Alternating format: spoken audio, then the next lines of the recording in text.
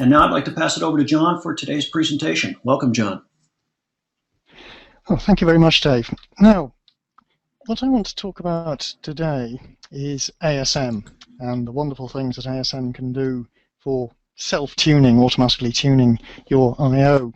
And the benefits can be fantastic.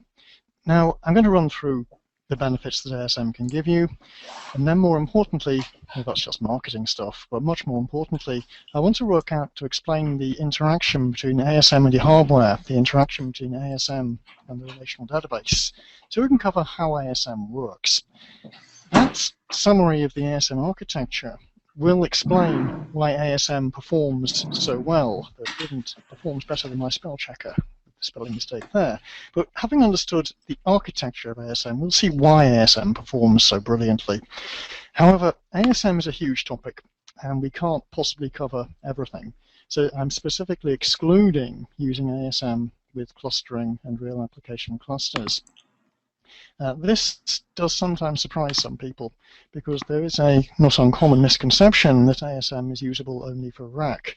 It isn't. ASM works brilliantly in a single instance environment as well, and ASM and RAC would have to be a whole separate topic.